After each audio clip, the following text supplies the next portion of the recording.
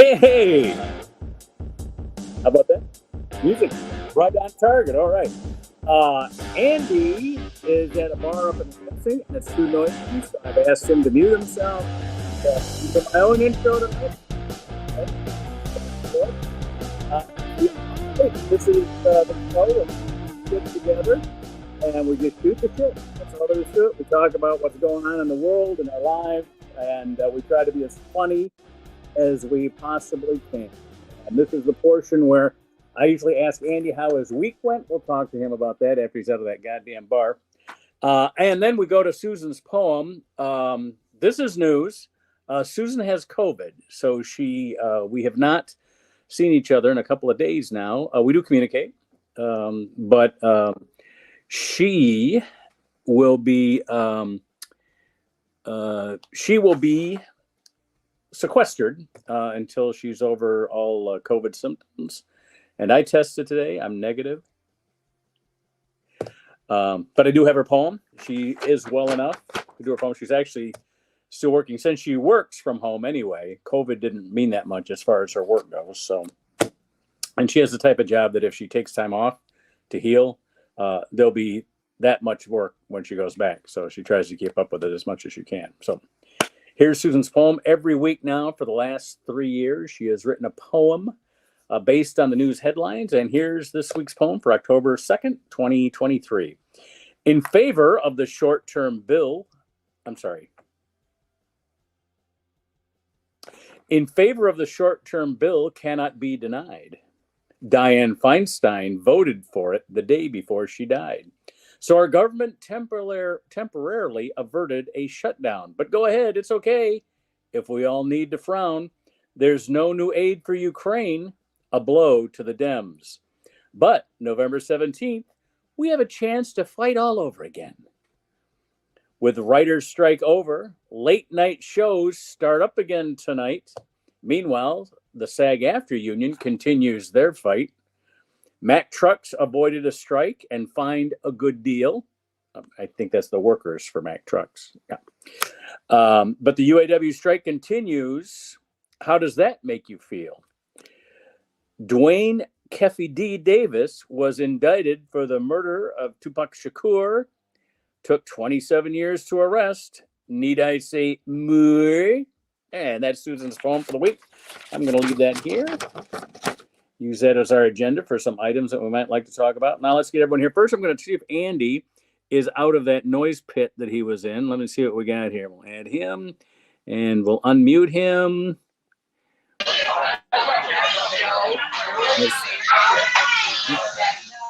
Still noisy as hell. Let's see. So we'll just, oh, good. Andy's showing us why it's so noisy. Great.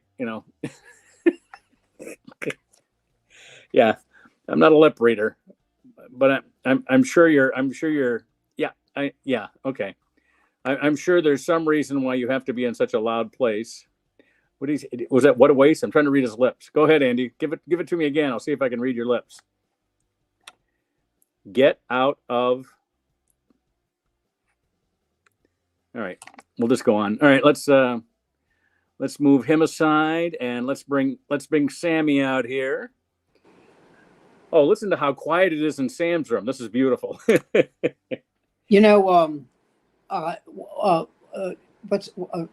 Scotty? What's her name? The transgender woman. I can't remember her name. Julia Scotty. Julia Scotty. Yeah. You know what she said? What? She said, when they take Trump's name off of the tower, Yeah. I want Vanna White to remove the letters. Ah, I love it. And by the way, Trump ordered McDonald's for himself today, delivered to the court, and his 3 lawyers. And the lawyers accepted it? Well, they weren't going to eat if they didn't. Did you hear the mistake the lawyers made? His lawyers made? Accepting the offer to represent him? Yeah. that was mistake number 1. No, but the big mistake, the lawyerly mistake, the mistake that no other lawyer would have made, is they forgot to check the box for a jury trial. So instead of getting only 1 out of 12 to side with him, I guess in a civil case, it's got to be majority. It's not unanimous. But anyway. Depends on the state. Yeah, now the judge is going to make the decision because the lawyers forgot. Oh, that is so bad for him. Oh I my know, God. I Oh, know. oh my Well, God. not only that, but I don't know if he knew that before he mouthed off about the guy during the lunch break. Well, that's what happens when you pay the big bucks for the top level attorneys in the United States. Yeah, right. Or the people he has from the firm of Dewey, Dickham and Howe. No. I think you need to correct that. It's when you offer to pay the highest rates in the United States. You're not really going to pay him. No, and the problem is he's stiffed so many lawyers along the way. Everybody knows that now. So why would anybody take a chance? Well, that's why no one will take his case. And he's having a hard time finding lawyers in Georgia. And I'll tell you what I thought was funny. This is off the subject, but someone was saying, Travis Kelce is seeing Taylor Swift, right? And somebody who does not know the power of Taylor Swift said, this will be a big publicity boon for Taylor Swift. I went, are you nuts? Are you kidding me? Taylor Swift could buy the Broncos. Taylor Swift could buy the NFL. By the way, do you know what she did? You want to hear something really cool? What? When she tours, they have trucks. Right. That they have. She gave every truck driver $100,000 as a thank you. That's you don't see that often. That was nice. 100,000. I don't know if you remember Chris Newberg. I think he came along. He's out of Detroit, but I think he came along after you stopped working the road a lot. But anyway, he had I saw him on Facebook today, and he was arguing. And he actually had people arguing with him. He said, people don't really understand the power of Taylor Swift. If she actually endorsed a candidate, that person would win. And she's not endorsing Trump. Well, that's true. That's true. If she went on the air, if she told Biden, I'm going to do commercials for you, okay, but you have to kill someone. Someone's going to be missing. Somebody will go missing. He'll put Hillary Clinton right on that. Oh, by the way, that little girl that was missing? Yeah. They found her. She's okay. Oh, thank God. Oh, my God. Thank God. Yes, there's a suspect in custody, but she's fine. Wow. She's pregnant, but she's fine. Well, what do you want? Everything? That's right. Yeah. No, but thank God. Because all I could think of, this is going to end badly. This has got to end badly. I know. Everything about it sounded bad. Oh, thank goodness. I'm very happy. Now did we talk last? Where's Jason? Oh, I'll bring Jason out here.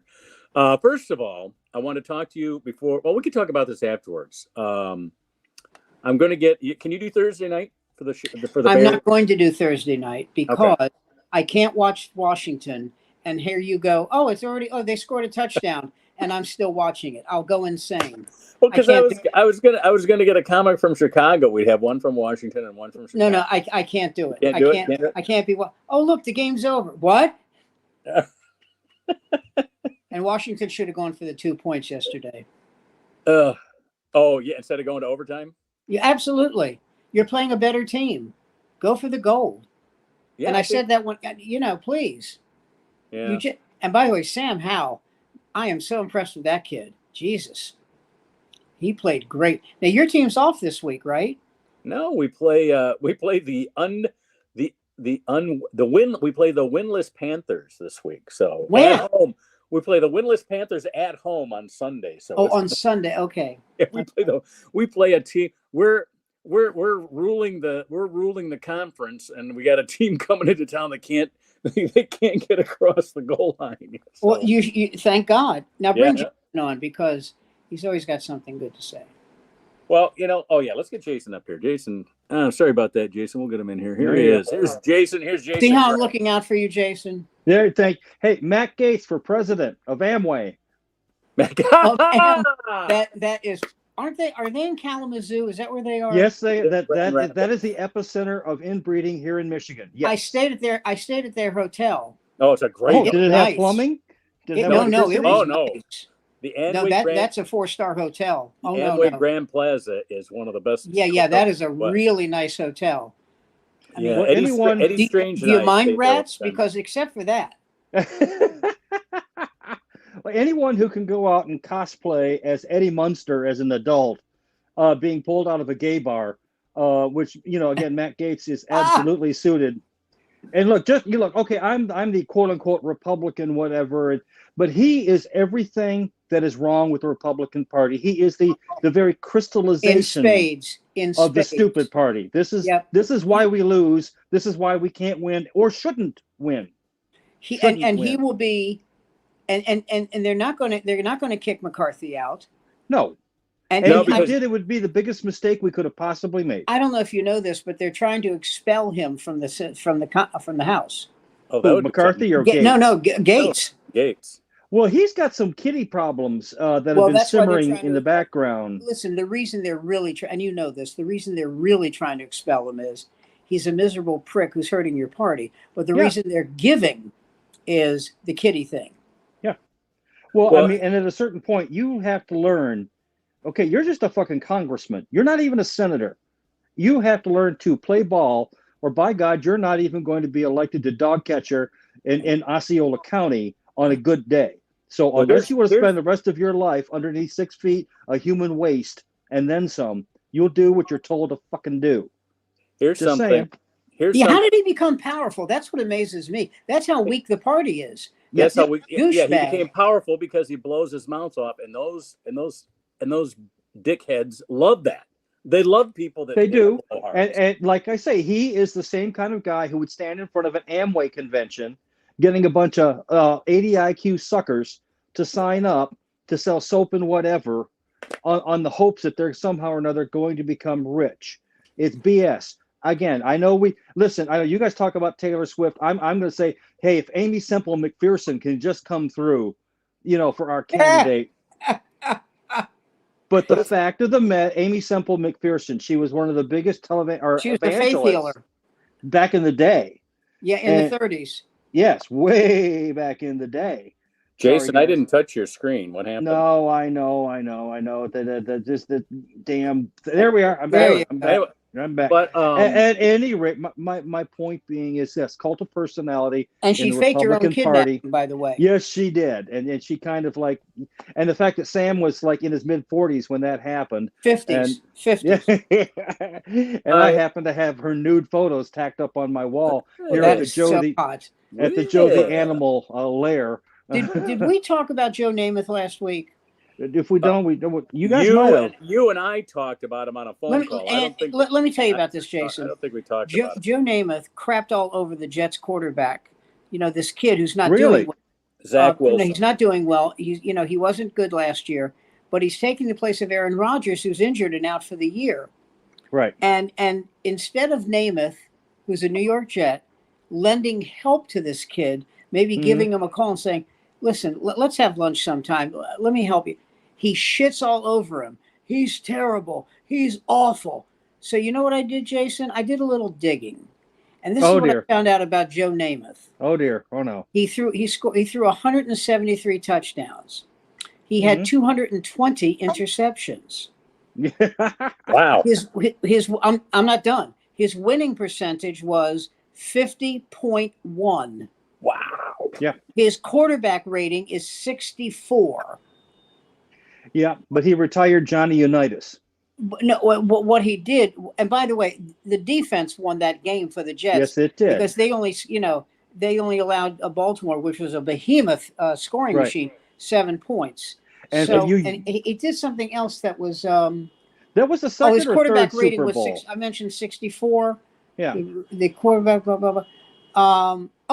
His record as a Jet was 67 and 73. Wow. So nothing he did was good except that one Super Bowl victory. You have neglected. And he's been milking that cow that you can see the ribs on the cow's cage. Hey, first off, milking the cow was one of my favorite Friday night activities, but I'm a gay man, and it means something different to us. Ladies and gentlemen, please welcome Dirty Sanchez. And I just want to point out, you're forgetting Joe Namath's stellar career in movies, which CC and Company. Yes, I was about to say this. There's only one other person who can, I think, kind of slither in underneath that as a football player and a thespian.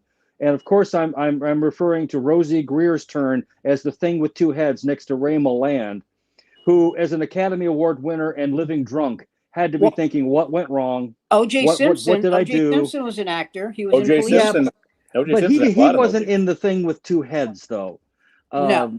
He cut off two heads. Wasn't a bad And actor. Bubba Smith was in Police Academy. Well, which at least was funny. But yes, it was, and on purpose. Yeah. Whereas, I mean, no, you're right. Namath, it's crass. He did two movies. He did CC and Company, and there was another one.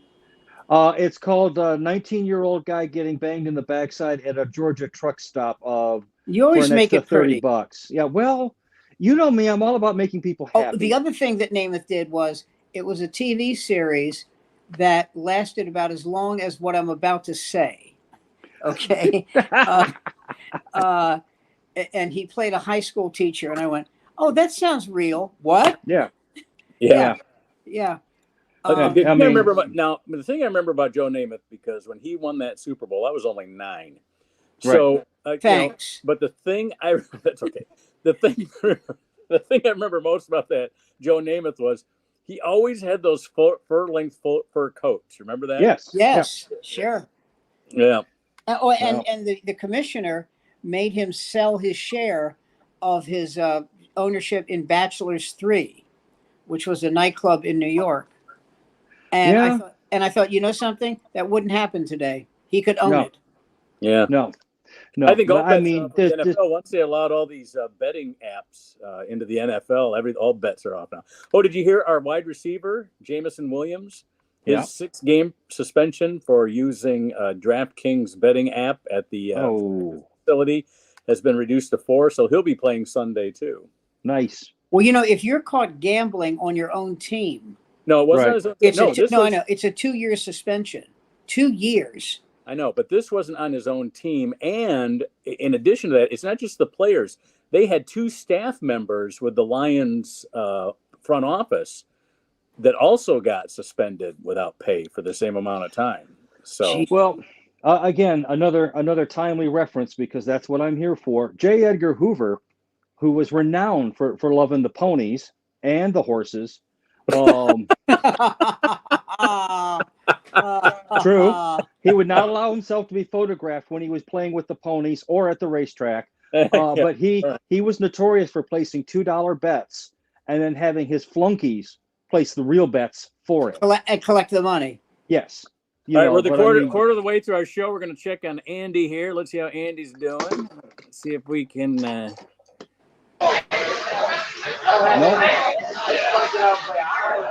Oh dear. No, still too loud. Still sounds like a dog barking into a telephone speaker. Yeah, I'm gonna leave. I'm gonna leave this as long as his face is still on there. I'm gonna leave his face on the screen. But oh my God, we'll check in a few more minutes here. All right, now let's talk about the thing that we really want to talk about, which is hockey. Real Time with Bill Maher, who conducted the biggest soft sell interview I have ever seen in my life with Ron DeSantis. He did 2 things that pissed me off. That was one. I'll give you one example. He says to DeSantis, why do you have such a hatred of black people? And DeSantis says, I don't hate black people. And Maher goes, okay, and on to another subject. And on to another subject. He doesn't say to him, then why did you ban a book about Rosa Parks? Why did you ban a book about Booker T. Washington? Why did you ban nothing? He just moved on. And I was getting pissed about this, and Barbara said this is her theory, which I don't think is a bad one. She said the reason he did this is he wants him back on the show sometime. Yeah. And if you're too tough on him, because he's an idiot.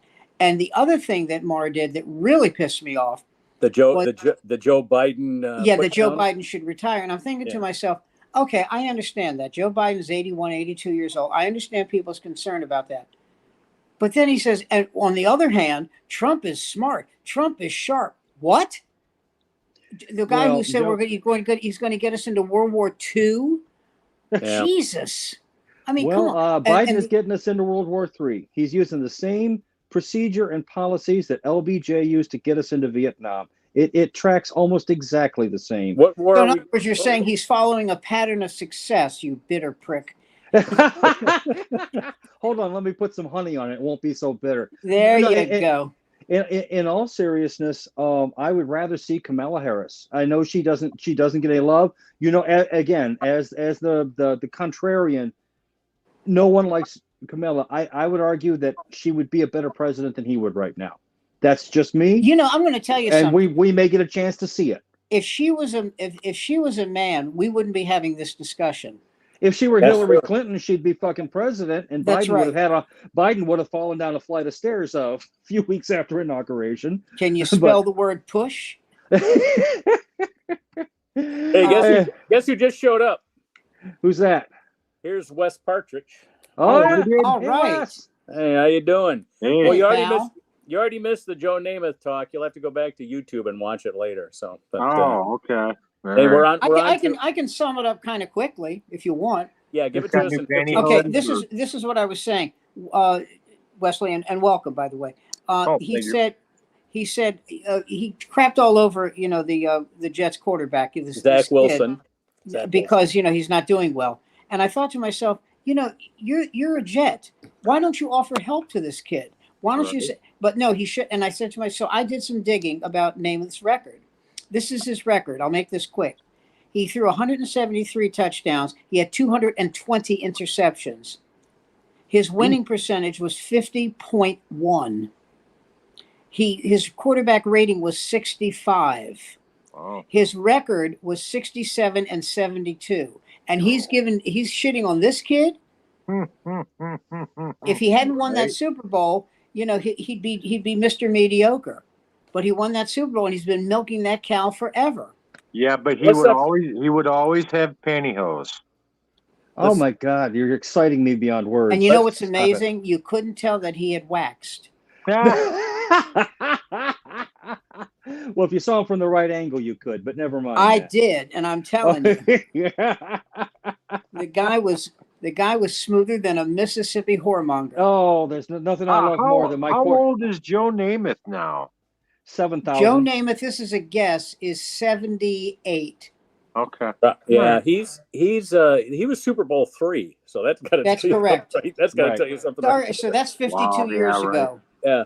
They were the first team that weren't the Packers to win the Super Bowl.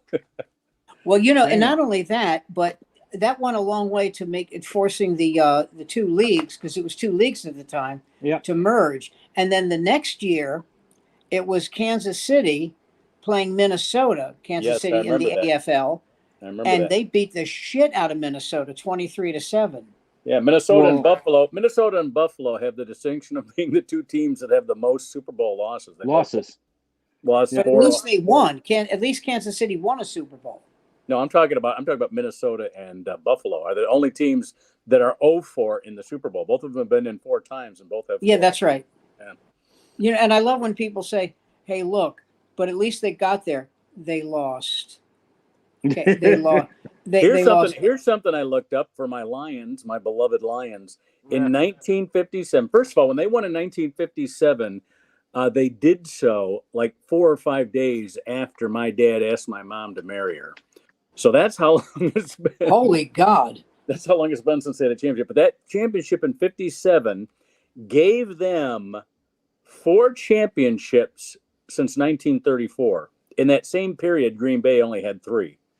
Joe Namath is 80. Jesus 80. Christ. Wow. 80. Oh my God. Much older. Much older than Jesus. Yeah, Jesus didn't make, again, a good winning percentage. Jesus. Jesus couldn't go to college because he got hung up on his boards. But if he had gone to college, you can only imagine if he was rushing one of the more snottier frats, it would have been, he's doing what to the punch? Pledge him. Yeah. Joe Willie Namath. But he's Joe. Pledge him. Yeah. I think Andy may be out of the bar here. Let's check on Andy. Oh, Wes, just to catch you up on this. Andy, we've cut him off the show each time he's come on because he's in a noisy bar and we can't hear anyone else when he. Wesley, he sounds like he is stuck in the middle of a pinball machine. Very true. All right, let's see if we can grab him here. Oh, much nice. Oh, he's on mute. Hold on, let me unmute him. No wonder we liked him. Yeah. Let me see here. Well, he took himself off. Oh, I can't. It says I can't unmute him because he muted himself. So, oh dear. You know, when I was a kid, my parents had a grocery store and we had a pinball machine.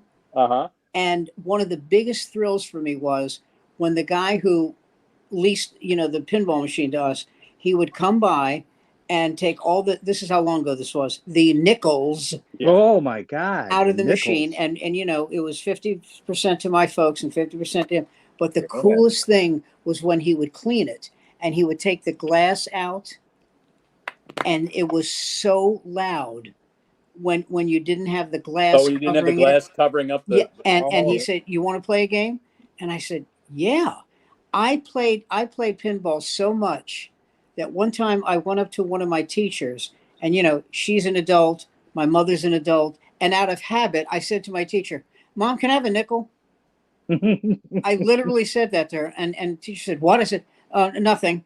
Just I saw an adult. First thing I thought was, can I have a nickel?" My mother said, "You know, you play this way too much." And my father said, "Honey, he could play it 10 times. It's 50 cents. Take it easy." Hey, back then around here, the pinball machines were run by the mob. Was it the same way? Oh, in your neck of the woods, or you know, DC may be the most mob-free city in the United States because everyone else the mob didn't want the federal government sticking their nose in their business. Yeah, no, that makes sense. Kind of. Yeah, however, be careful.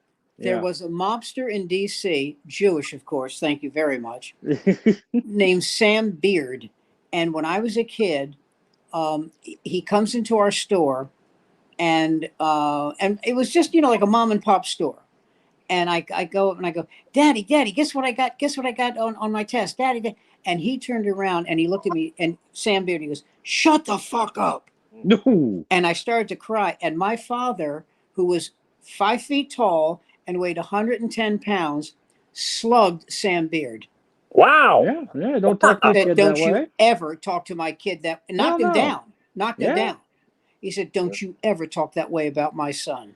And he says, "Why you?" And he slugged him again. Ooh. And he said, I'll kick your ass, you son of a bitch." And so Beard looked at him and goes, "You're dead." And he leaves. And so my father called the police, and they had a cop sitting in our store for 2 weeks. Yeah. Just, you know, and so here's what happens. Sam Beard goes to a Washington Senators baseball game. This is so funny. This is so funny. And it was a doubleheader. And for those of you who don't know, the Senators sucked. They were hard. The joke about them was first in war, first in peace, last in the American League. Yeah. And they swept the doubleheader. And on that day, Sam Beard, attending the game, died of a heart attack. Wow. You see, there is a God. They were historically bad because that's why in Damn Yankees it was the Senators. That's right. Make the deal with the devil. Were they as segregated because the Redskins, you know, were the last ones to That's integrate. Correct. Was the Senators the same way, or no? The Washington had Chuck Hinton in 1962. I thought the Red Sox were the last team to integrate. The Red Sox were the last baseball team to integrate. You mean the team that Marge Schott owned? Hold on. That's the Cincinnati Reds. Oh, okay. The Boston Reds. Boston Red Sox. No. Okay. But what is it though? In basketball though, the Celtics went and got Bill Russell. Basketball's been integrated forever. Basketball's been integrated since.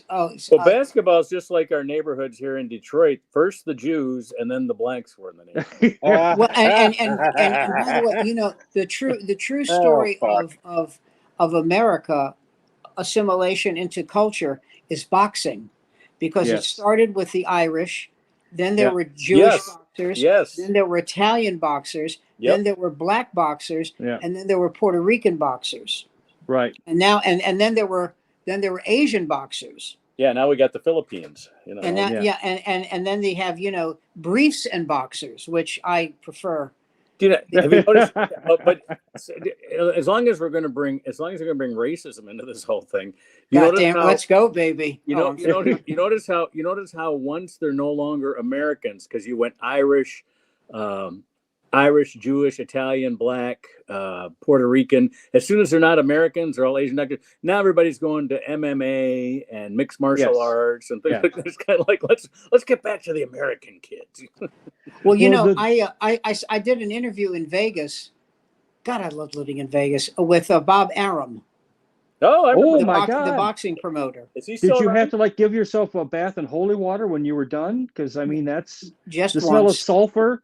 And so he's there, and he brings with him Hector Macho Man Camacho. Yeah. Okay. And I said to Aram, I said, are you handling him? And he went, yeah.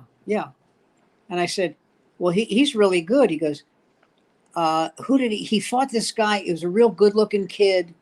Oh man, I can't remember his name. He did something where he's wearing pantyhose. I'm serious. This fighter. Yeah. Oh God. Yeah. Good looking guy, like a matinee idol, good looking. Right. I can't remember who. Anyway, he said that guy's going to knock him on his ass tonight. He said it'll be the first time he gets knocked down. And I'm not going to say boxing was fixed, but Camacho got knocked down. I'm not saying it's fixed. No, say it's fixed. But what was that guy's name? Yeah, Marvelous Marvin Hagler getting losing the championship to Sugar Ray Leonard. I saw that fight, and I'm going to tell you why he lost. I'm going to tell you why he lost. He got outpointed in the first 4 rounds. Sugar Ray kept away from him. Yeah. For most of a round, and then with 30 seconds to go, boom, boom, boom, boom, boom, boom. Yeah, he'd come in there, right? But I mean, what's the first off? It went from a 15-round fight to a 12-round fight. That was new for championship. That's correct. Because we had Dead Duck Kim a few months before that. The guy that died. That one. He died in the ring. I mean, as if anyone gives a shit. Ray Mancini. Yeah, exactly. And also Leonard was popular. Leonard was good looking. He could sell 7-Up. He had and he was a charming, effervescent sort of personality. Didn't have a manager. He had a lawyer, right? A guy from DC, because Leonard's from the DC area. Mike Trainer, and Mike Trainer handled his contracts. No relation. Leonard handled his own business. Hey, Sam, did you ever run into, when you were out in Vegas? Did you ever run into Jackie Callan? Jackie who? Jackie Callan. I know the name, but no, I didn't. She managed a local guy. Around here in Ann Arbor. Yeah, James Toney. Yes, that was it. James Toney. She managed him, but she's the one that Meg Ryan did the film about. Then I definitely know who it is. Yeah, but she was out in Vegas for a long time. What was the name of the guy who? There was a woman named Joan Rosenberg who handled a comic, and I can't remember the comic's name. What was her name? Joan Rosenberg. The name sounds familiar. I can't. The guy has passed away since then. He's dead, but a lot of. Well, I died on stage last week, so. By the way, speaking of dead comics, it looks like this might be a feature, since we're all elderly comics. This might be a feature for the rest of this run of the show. Mike Dugan is in hospice. He is still posting to Facebook. I think he's doing it with help. He's not got much longer to go. But Mike Dugan was one of the guys who was really responsible for the San Francisco scene. Really? Even there was a lot of guys would start in San Francisco and head to LA. Mike, he was in LA when I was there, but I mean, he stayed in San Francisco a long time. He and Mark Pitta and I'm seeing his name now, but I can't. Will Durst. Will Durst, that's the guy. God, yeah. A lot of those guys that stayed with the San Francisco scene. Anyway, he's in hospice now. And just a couple days ago, I found out Saturday, Donnie Coy died. Now, that's not a big name in the U.S., but those. It is if you're a fish. Yeah. Those of us from Detroit and Buffalo knew him because he had the Yuck Yucks in Hamilton. And back before 9/11, Southwest Ontario and Southeast Michigan and Western New York and Southeastern Ontario were pretty much the same thing. There was no real border. We had Canadian comics here. We had American comics over there. And Donnie Coy was one of the guys that gave me my first big gig. You know what Detroit comic I loved? I thought he was great. Ted Norkie. Oh, yeah, he's been gone about. God, was he now. funny? Oh, so man. Funny. We did a benefit show for Tim Rowland's kid who was he put together his kid put together this show to get an Eagle Scout badge, right? Nice. Well, I can't. It was like an entrepreneurship. I can't remember what the badge was, but he put together this show, and Ted shows up to just to support, right? Because this was a fundraiser. And everybody goes, Ted, you going up? Oh, no. I haven't been up in 13 years. And he had, I don't know if it was throat cancer. He had some things taken out, and he had really had a weak voice and everything. We got amplification. And finally, at the end, he decides to go up. And I'm so glad he did. I'm so glad that the Castle had decent recording. The Castle has like a camcorder that they record most comics with, but they had this one for this particular night. They had some professional recording equipment. And Ted Norkey probably did the greatest swan song I've ever seen. He did about 15 minutes, more than everyone else. We were only allowed about 5 or 6 minutes. But they just said, let him go. Just let him go. This will be the last time he ever goes on stage. I think he was dead within a year, but it was one of the greatest swan songs. And wasn't old when he died. He wasn't old. He was like 49 or something like that. 48. Well, you guys what he liked to smoke a lot? He did smoke. Yeah, he did smoke when he was younger. And you gotta love that. Hey, a quick question. Yeah. And while Sam takes care of his personal business, and I don't know how interesting this is to any outside viewers, but I got some pros online here. I'm going to ask. I really want to get back to Ann Arbor Comedy Showcase. It's pretty clear that I'm getting the cold shoulders from these folks. Part of me is very childish and wants to yell and jump up and down and say, I'm funnier than any of these humps you're featuring, blah, blah, blah. I don't think that's childish at all. Well, and another part of me is saying, listen, if that's what you want, if that's what you need, then you know what you got to do is you just got to get better. You just got to get, you got to shut your mouth, suck it up, and find a way to get better. You got to find. I appreciate your opinion. Look at the list of the people they're putting on, and see who your friends are on that list, because they're the ones that are going to have to speak for you there. Also, ask them who books that, because I don't think Roger's booking that anymore. No, he's not. So find out who books it. Okay.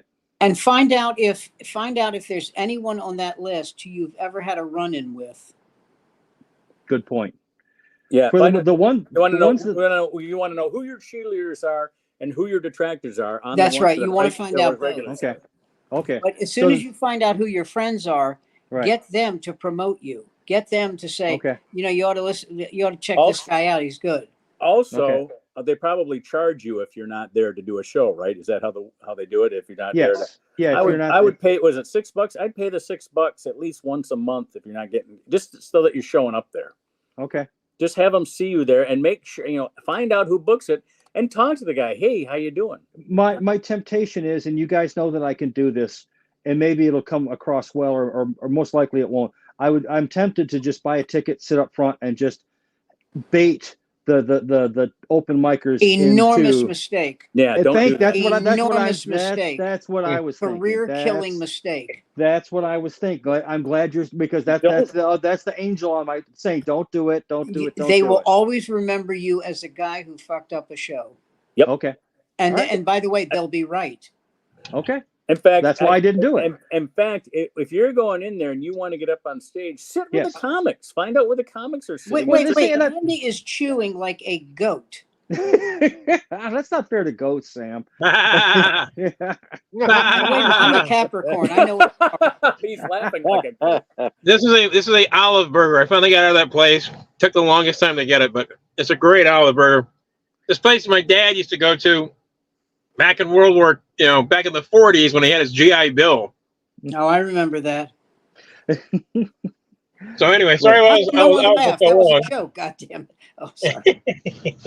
Well, at any rate, I will not go to the show and proceed to make my presence known. I will take the practical approaches you've suggested. Actually, Don't do that thing about sitting in the. They'll never forgive you. Nor should they. Be a bridge burned. After my leg heals and I can move around a little bit better, I'll go with you.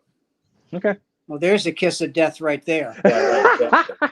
Look, I mean, Ridley's has had me up, and I used to get up on stage at Showcase all the time, and now forget, but I also see who they're listing, and I get to a degree what they're doing.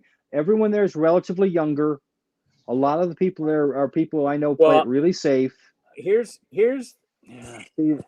and that's just the way the business is. I just headlined there back in 2020 before the pandemic. Before it all happened, yeah. Yeah. And so, I mean, they can't say that I'm not good enough yet for open mic. I think I could do an open mic. Right. But the reason they don't have me there is because they don't want somebody to tell jokes to 18 to 22-year-olds, which is most of their open mic crowd. Right. Their open mic crowd is mostly students from U of M. Yeah. So that I can understand. Now, if they're headlining these people, I might have a little problem with that because I know their audience on the weekend are my people. You know what I mean? Right. Yeah. A little bit older, out for an evening. Well, again, I bring it up just because, I get frustrated. I'm no different from anyone else.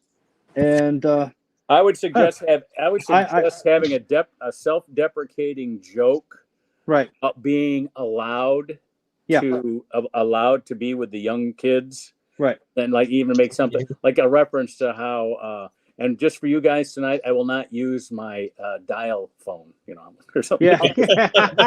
some reference to how old you are. And just for you guys tonight, I'm going to appear in color instead of black. Yeah, instead of black and white. Well, they wouldn't know what that means. No, they have no idea. Well, that's like, No. do you remember there used to be motels and it would say color TV? Color TV. Color TV. Oh, yeah. And the word color would be in different colors. Yeah. Right. Yes. How about the theaters that said air conditioned inside? Remember the movie? Oh, yeah. Well, in the 30s, it would say refrigeration. Yes. Well, about to say, but if you say colored TV back in the day, that meant you were going to get a black then drag you think queen. that Nat King Cole is performing. Yeah. Exactly. It's there's Kingfisher over there. Okay, we're all going to racist If hell. all the women in Texas is as ugly as your mama, the Lone Ranger can be alone for a long time. Oh my God! Yeah. Oh my. It's so funny to me that Bill Cosby, who for the purposes of this story will be the devil, tried to buy up the rights to Amos and Andy. Okay. Because he didn't want people to see it. And I thought, this is how stupid Bill Cosby was. He was a genius at promoting himself and a genius for his comedy. But beyond that, I heard that he was trying to buy NBC. A chill went up my spine. He would have destroyed that network. He's know what? Yeah, but he and his wife, though, were renowned for being experts in art. No. Antique furniture. They would buy furnishings from like the 1617 and 1800s. Oh, wow. And they knew what they could turn around. Yeah. And she knew. Basically. She knew. Yeah, she knew. Well, French furniture from that period of time, and I know this again because I'm a gay man. I've mentioned that about a dozen times now. Back at that point in time, they used to make the framework out of silver because in case you had to get out of town or if you needed a little you could reserve, take your fortune with you. Exactly. I mean, we'll leave it to Sam, who knows all about the Jewish gold, to fill us in on that. Hey, Jaime, I heard that you had a fire in your place last week. Next week. Hey, Saul, I heard you had a flood. Yeah, how do you start a flood? Yeah.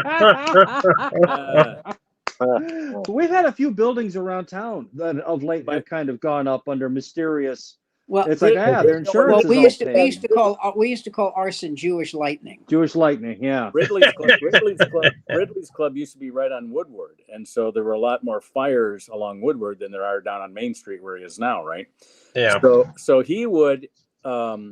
He always had a great line. Anytime there were fire trucks or he heard fire sirens going off on the outside, if he was on, and Ridley used to MC all the time, so he would always say, "Yeah, I know where that is. They were having a pre-fire sale last week." Oh, by the way, I told Mark this, but you guys didn't hear it. Julia Scotti said that she wants to be there when they remove the letters from Trump Tower, and she wants Vanna White to do the removing. Nice. Hey, did anybody see what they did for Miguel Cabrera's last game? No, what? No. I nearly wept.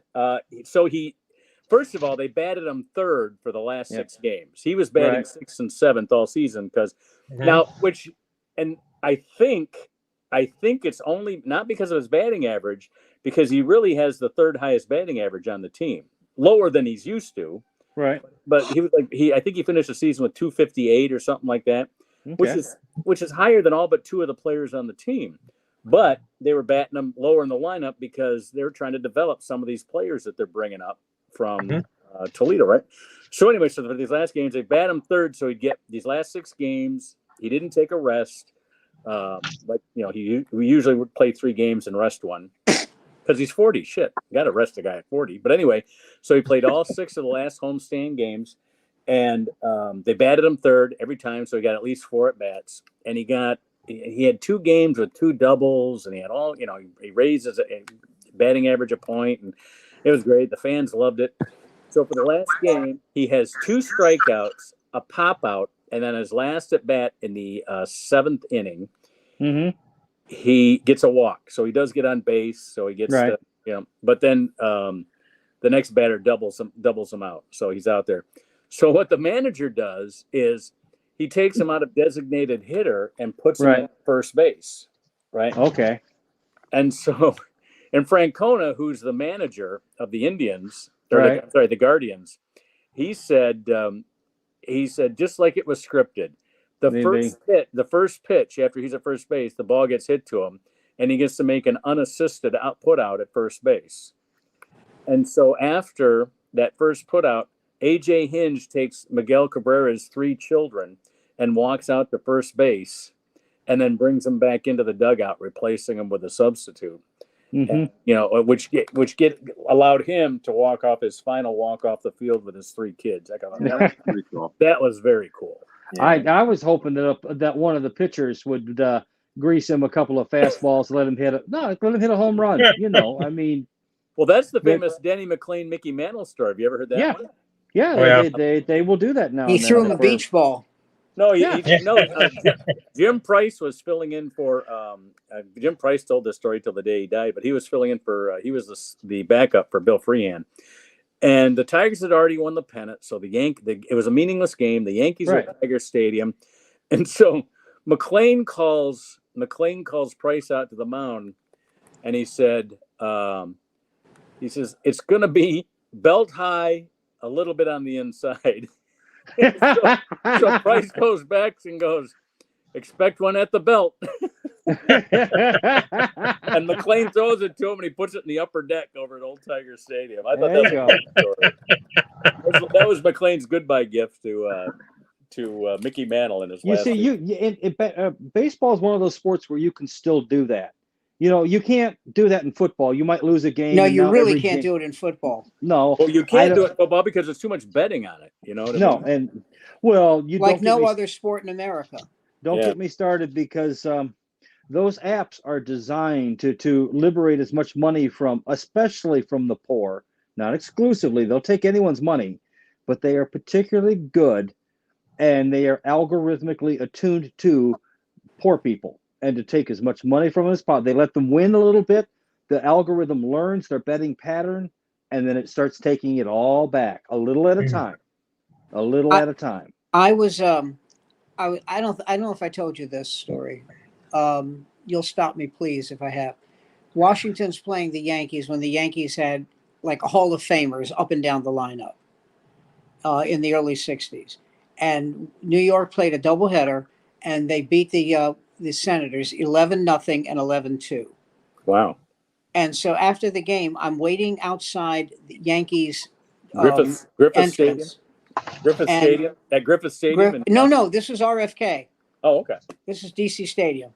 Didn't they play at Griffith Stadium They did very early in the 50s and 50s. Just in the 50s. Okay. By 1961, here's what happened. The original Washington Senators left and moved to Minneapolis. That's right. Yeah. Okay. Then the next team moved to RFK, which at the time was just called DC Stadium. Right. They had to wait till Bobby Kennedy got shot before they changed. When is that guy going to get shot? We've been waiting. We've been waiting for 6 years for Bobby. Isn't there an Arab anywhere? And so, you're all going to go to hell. All of you. You're all going to hell. Hey, I got a little news from Lansing for you. I was driving my. You got to finish, Sam? Let's Sam finish. I'm just saying, I'm Jewish. If I go to hell, I'm putting in AC. We've got powder. Cake is on the way. Exactly. All right. Have a seat. How come these bagels aren't fresh? Well, Mr. So I saw a local celebrity here in Lansing. What do you mean there's no locks? I was driving along. I got stuck out here. I did a delivery out here for Uber. So I'm driving along on Abbott Street, and I see this person in shorts. It was Blaine Drew at a Catastop. Oh, no kidding. Out of 60,000 kids, I saw Blaine Drew in a Catastop. He's one of our favorite open micers. He's on our Sunday night show almost every night. Yeah. Is he a nice guy? Oh, yeah. Very good. So I slowed down and started pointing at him like an angry man. He figured out who it was. So kind of shocked him. He chased you with a bat, didn't he? Yes, he did. Yes, he did. And Wesley. Sammy, my favorite Blaine Drew's line. He does this thing where he says he had learned that J. Edgar Hoover and the FBI tried to blackmail Martin Luther King by sending him a letter saying either tell your wife that you're cheating on her or we'll expose it. Or kill yourself. Right? Oh, yeah, that was it. Yeah, kill yourself or we'll expose that you've had an affair on your wife. And he goes, are you kidding me? I can tell her. Who's she going to find? I'm Martin Luther King. Who's she? Yeah. I sling liberty and dick. Yeah, that's his finishing line. That's his finishing line. Yeah. So speaking of finishing, Sam, you're outside the stadium. So I'm at the stadium, and I'm waiting for Mickey Mantle to come out so I can get his autograph. And he's, and they're getting on the bus to go to the hotel. And I go, Mr. Mantle, and he pushes me in the face, pushing me away, and gets on the bus. Now, go ahead 20 years. I'm now doing a radio show with Charlie Neal, a local New York broadcaster, at Mickey Mantle's at the Mickey Mantle restaurant on Park Avenue. Now, I'm sorry, on something south. I can't remember. Fuck it. Anyway, what was it? Not Park Avenue. Central Park. I'm sorry, Central Park South. That was it. Central Park South. And Mickey Mantle is there. And I walk up to him, and we're having a nice conversation. And I mentioned what he did. And he goes, oh, Jesus, I'm so sorry. He goes, I go, man, it was 20 years ago. It's okay. He goes, what year was that? And I tell him, he goes, oh, I was drunk. Yeah. He says, I was drunk. I said, were you usually drinking at that time? He said, yeah. He said, it probably cost me 100 home runs. But yeah. Wow. And I said, what was your drink of choice? And he said, Kahlua and cream. I said, Kahlua and cream? What are you, a lady? That's my wife. That's what my Kahlua wife and cream? That's what my wife Are you kidding me? And so he said, I really feel bad. Do you want my autograph now? I went, yeah. Absolutely. Yeah. So he says, Dear Sam, keep swinging for the fences. Your pal, the Mick, circle to 7, Mickey Mantle. And somebody said to me, do you still have it? I said, no. You don't know where it is? Yeah, I know where it is. I sold it to a collector. Yeah. And he said, you sold it? I said, yeah. He said, I can't believe you gave it away. I said, I didn't say I gave it away. I said, I sold it.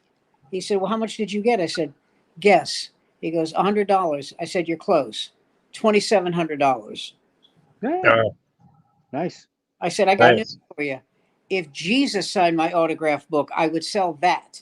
Okay. You know, $2,700 because Kenny Rogers, you know, the singer, he said something that I never knew was true, but he said, this is before people collected autographs and made a living out of it. You know, this is when people just collected autographs to have it. He said 90% of the people who collect autographs cannot find that autograph in their house 2 weeks after they get it. Wow. Yep. Because the reason you collect in those days, I'm not talking about doing it for money. The reason people do that is not really for the autograph. It's to have that contact. Yes. It's to have that moment of being with that guy. Yeah. And Jabbar tells a story about he's at an airport This is before they all had private planes, the teams. Yeah. And he's trying to wolf down a meal real quick because he has to go get the plane. And this woman comes up to him with her child and says, could you sign his autograph book? And he says, I'm eating and I'm in a hurry, but if he sits down, I'll talk with him. And I thought to myself, if I was that kid's age, I would gladly do that rather than an autograph. Yeah. You talk about a lasting memory. And the mother says, he doesn't want to talk to you. Oh my God. And she said, and he said, get away from my table. Yeah. Get away from my table. No, there was a thing about baseball that allowed that connection, which other sports, I don't know if they ever really had it. In the mid-1970s, when the Tigers were absolute dog crap, but we had a guy named Mark the Bird Fidrich. Oh, yeah, everybody knew the Bird. And I used to work at a summer camp way up north, and we would listen on some scratchy AM radio to WJR, broadcasting on a clear channel out of Detroit. And even though they were horrible, we're listening to the stories of Bird going out to the mound. He would talk to himself while he pitched. Talking to himself, shaping the mound up, and throwing the ball. To the ball. Yeah, I mean, you didn't get that sort of thing out of basketball or football. Sometimes maybe hockey, but hockey's a regional thing. But so baseball, Jason, you could do that. You worked at a camp, at a kids camp. Your name is Jason. Legally, it was before. Your name is Jason, and you worked at a kids camp. Was there a writer that came through and looked at you and said, "This has a horror story to it"? Okay, I'm not going to make the low hanging fruit joke. I think that's one's a little on nose. Well hung fruit, I'll take that. That's my grinder name. Yes. Yes. I worked at a summer camp up in the northern part of Michigan, way back in the day, where the kids could never be found again. Yeah, you went there. Oh my God, yeah, it was great. Yeah. I was an arts and crafts guy. It was Camp Our Little Secret. Yeah, and Jason would go swimming all the time with a mask. Yeah. That was the name of the camp, Our Little Secret. Our Little Secret. Our Little Secret. Sounds like a daycare center. Yeah. By the way, I don't think you guys weren't on. You know that 9-year-old girl that was missing? They found her okay. She's okay. Did they find her? She's okay. Oh, good. Hey, there's a guy in custody who kidnapped her, but she's evidently all right. Yeah. Good. Yeah. Hey, Wesley, I did the Jimmy Stewart doing the Pulp Fiction thing. So it went over fairly well. I'll do it again for you when you're at on Sunday. Yeah, absolutely. But did you guys read about this woman that fell in? She was in an outhouse. They had to rescue her from inside the toilet, the outhouse area. And you know what she was going for? She had lost her watch. She lost her watch. Her Apple Watch, and it was just a regular watch. How good a watch could that be? It would have to be Patek and has to know what time it is every second. It'd have to be a Patek Philippe. Was it an outhouse or a porta-john? It was an outhouse. Oh, they rescued her. Yeah. She fell in trying to get the watch back. Something happened to me the other day. I do this 8,000 step walk, and I do it along the seaport, and they have these porta-johns, right? And you're just taking your life in your hands. Yeah. But I really had to pee. Hey, was there any flooding near you, Sam? With all the flooding in New York?